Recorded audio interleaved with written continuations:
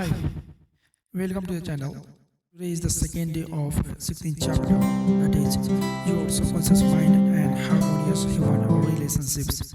Let's start. Becoming emotionally mature. What someone else says cannot really annoy or irritate you unless you permit it to disturb you. The only path by which another person can upset you is through your own thought. If you get angry, you have to go through four stages in your mind. You begin to think about what was said. You decide to get angry and generate an emotion of rage. Then you decide to act. Perhaps you talk back and react in kind. As you see, the thought, emotion, reaction, and action all take place in your own mind. What does it mean to be emotionally mature? It means that you move beyond the natural but childish tendency to respond negatively to the criticism and resentment of others. No one likes to be criticized or belittled. However, we have the ability to choose how to react when it happens. The mature choice is to refrain from from responding in a similarly negative way. Or responding in kind means to descend to the level of belittling criticism and to become one with the negative atmosphere of the other. Identify yourself with your own aim in life. Do not permit any person, place, or things to deflect you from your inner sense of space, tranquility, and radiant health. The meaning of love and the meaning of love in harmonious human relationships. Sigmund Freud, the founder of psychoanalysis and one of the most important figures in the history of psychology, said that unless the personality has love, it sickens and dies.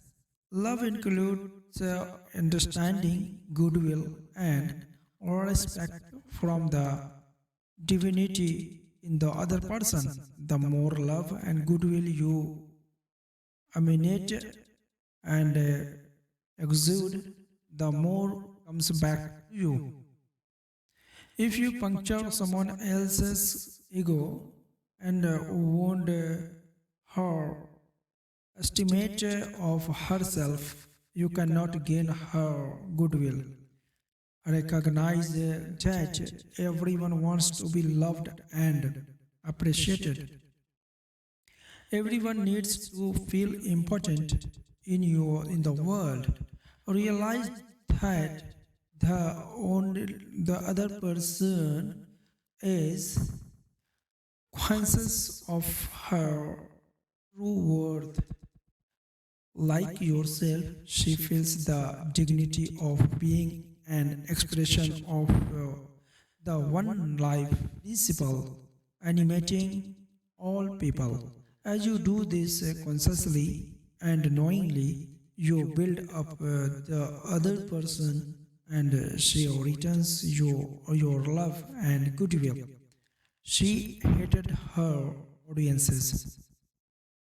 Mary C. had always dreamed of being an actress. She studied theater in college, then had the good fortune to be hired by an important original theater company in a part of the company she did not know at all. Now, the first time she performed with the company, the audience booed her. Dismayed and angry, she decided that the people of that region were stupid, ignorant, and backward. She hated them all. After a miserable time, she was dropped from the company. She moved back to the area where she had grown up and left the stage to work as a waitress. One day, a friend invited her to go to a lecture in town hall in New York City. The topic was how to get along with ourselves. The lecture changed her life. She began to see that she had overreacted to her early experience with the original company. She admitted to herself that the play she had been in that first time was not good and that as a new member of the company she had probably not been at her best. The fault did not lie with the people in the audience, but with the way she accepted their reaction, then turned it back on them in the form of negative energy. Mary decided to return to the stage and to her lifelong dream of being an actress. She began to pray sincerely for the audience and for herself. She poured out love and goodwill every night before stepping onto the stage. She made it a habit to claim that the peace of God filled the hearts of all present and that all present were lifted up and inspired. During each performance, she sent out love vibrations to the audience. Today, she has an important career in theater. She transmits her goodwill and esteem to others, and they return it in kind. Handling difficult people. It should not come as a surprise that some people in the world are difficult. They are twisted and distorted mentally. They are maldi- malconditions. Many are mental delinquents who have become argumentative, uncooperative, cantankerous, cynical, and sour in life. They are sick psychologically.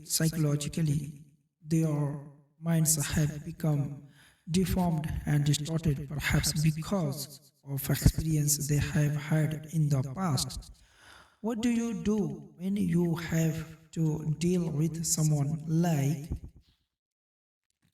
this? This temptation is to turn their negative energy back on them in the form of dislike. But that, you first have to take their negativity into yourself with all the bad effects that will have on your own being. Strive instead to return good for evil. This creates an armor that keeps their difficult and unpleasant attitudes from affecting you, and your transmission of compassion and understanding will set in motion the process of changing them. Misery loves company. The hateful, frustrated, distorted, and twisted personality is out of tune with the infinite. The person resents those who are peaceful, happy, and joyous. Usually, he criticizes, condemns, and vilifies those who have been very good and kind to him. His attitude to this, why should they be so happy when I am so miserable? He wants to drag them down to his own level. The old saying is still true that misery loves company. Once you understand this, you remain unmoved, calm, and dispassionate. A man named Bruce T, who attended my lectures in London, told me of his experience with this process. He had become active in a volunteer organization that was concerned with beautifying the community where he lived. Most of the volunteers were genuinely interested in working on planting gardens, sprucing up rundown areas, and repairing uh, repairing dilapidated dilip- dilapidated buildings. One member, however, opposed every measure that anyone suggested. More than that, he constantly attacked the motives of others. He made the meetings of the group so unpleasant that attendance began to decline.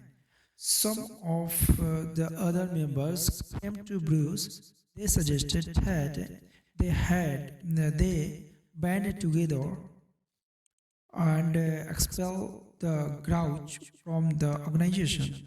He was about to go along with this plan when he realized that to do so would be to perpetuate the man's twisted attitudes within himself. Instead, he began to visualize the man changing into a pleasant, cooperative member of the group. Before each meeting, Bruce went into a quiet corner and repeated, I think, speak, and act in true accord with the principle of harmony and peace within myself. All who bind themselves to the goals of your organization do so with kindness and purpose in a divine order. There is no discord and there is no discord, no unpleasantness. Creative intelligence leads, rules, and guides us in all we do. After several weeks, the man who had caused so much trouble proposed a new initiative.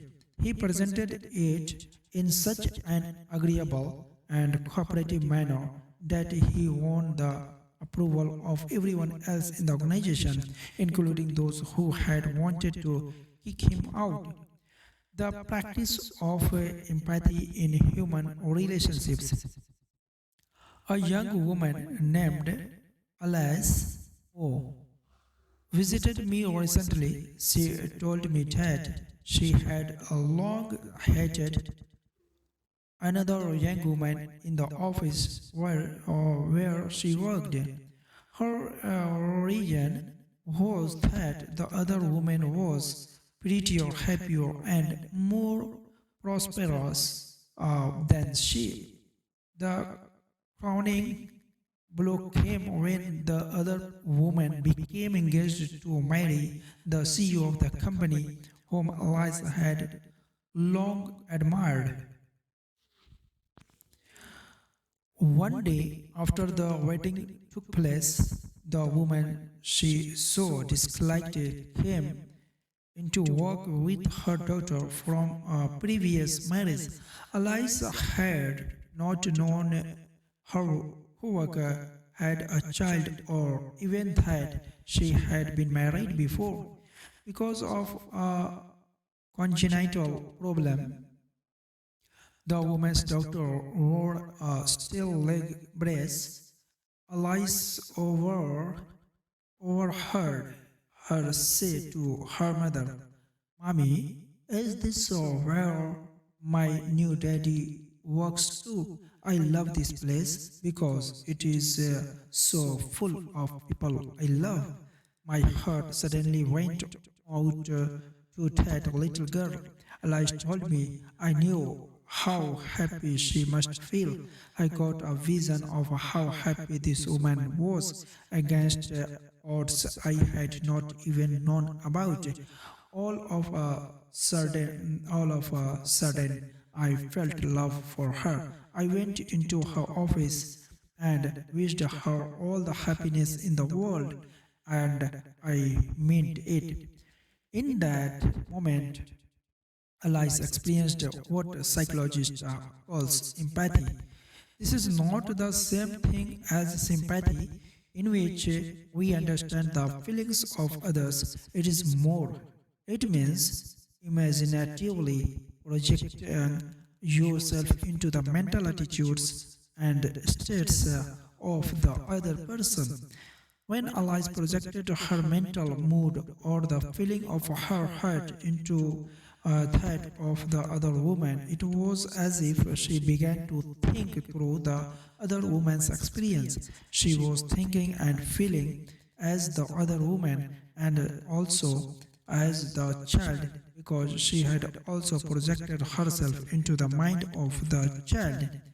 Anytime you feel tempted to injure or think ill of another, project yourself mentally into the mind of Moses and think from the standpoint of the Ten Commandments.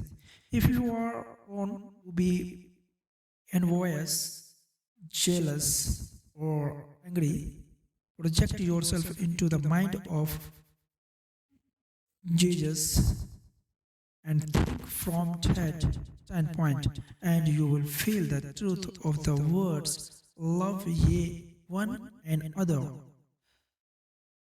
Appeasement never wins. Do not permit people to take advantage of you and gain their point by temper, tantrums, crying, jacks, or other forms of emotional blackmail. These people are dictators who try to enslave you and make you do their bidding. Be firm but kind and refuse to yield. Appeasement never wins. Refuse to contribute to their delinquency, selfishness, and possessiveness. Remember, do that which is right. You are here to fulfill your ideal and remain true to the eternal varieties and spiritual values of life which are eternal. Give no one in all the world the power to deflect you from your goal, your aim in life, which is to express your hidden talents to the world, to serve humanity, and to reveal more and more of God's wisdom, truth, and beauty to all people in the world. Remain true to your ideal. Know definitely and absolutely that whatever contributes to your peace, happiness, and fulfillment must of necessity bless all people who walk the earth. The harmony of the part is the harmony of the whole, for the whole is in the part and part is in the whole. All you owe the other, as Paul says, is love, and love is the fulfilling of the law of health, happiness, and peace of mind. Profitable profitable pointers to improving human relationships. Your subconscious mind is a recording machine that reproduces your habitual thinking. Think good of the other, and you are actually thinking good about yourself. A hateful or resentful thought is mental poison. Do not think ill of another, for to do so is to think ill of yourself. You are the only thinker in your universe, and your thoughts are creatives. Creative. Your mind is a creative medium. Therefore, what you think and feel about the other, you are bringing to pass in your own experience. This is the psychological meaning of the golden rule. As you would chat, others should think you about them in the same manner. To cheat, rob, or defraud another brings like loss and limitation to yourself. Your subconscious mind records your inner motivations, thoughts, and feelings. When these are negative, loss, limitation, and trouble come to you in countless ways, what you do to the other, you are doing to yourself. The good you do, the kindness proffered, the love and good you send forth will come back to you multiplied in many times. You are responsible for the way you think about the other. Remember, the other person is not responsible for the way you think about him or her. Your thoughts are reproduced. What are you thinking now about the other person? Become emotionally mature and permit other people to differ with you. They have a perfect right to disagree with you, and you have the same freedom to disagree with them. You can disagree without being disagreeable. Just as animals are able to pick up fear vibrations, many people are just as sensitive. The thoughts you believe are hidden are actually broadcast by your voice, your facial expressions, and your body language. This is true both for positive and negative thoughts. Your inner speech representing your silent thoughts and feelings is experienced in the reaction of others toward you. Wish for the other what you wish for yourself. This is the key to harmonious human relations. Change your concept and estimate of your employer. Feel and know he or she is practicing the golden rule and the law of love, and he or she will respond accordingly. Another person cannot annoy you or irritate you except if you permit him or her to. Your thought is creative. You can bless the other person. If someone calls you an insulting name, you have the freedom to reply. God's peace fills your soul. Love is the answer to getting along with others. Love is understanding goodwill and respect for the divinity of the other. Have compassion and understanding for others, for those whose negative conditioning has made them difficult and unpleasant. The divine spark is within them, just as it is within everyone. To understand all is to forgive all. Rejoice in the success, promotion, and good fortune for others. In doing so, you attract good fortune to yourself. Never yield to another's emotional sins and tantrums. Appeasement never wins. Do not be a doormat. Adhere to that which is right. Stick to your ideal, knowing that the mental outlook that gives you peace, happiness, and joy is right, good, and true. Where what blesses you blesses all. All you owe any person in the world is love, and love is wishing for everyone what you wish for yourself, health, happiness, and all the blessings of life. Okay, and today is the end of the 16th chapter. We will start the 17th chapter in the next session. The 17th chapter is how to use your subconscious mind for forgiveness. Okay, if you are new on the channel, subscribe the channel and press bell icon so that you will get a notification about all new videos uploaded. Don't forget to like and share. Okay, thanks a lot. Thanks for watching.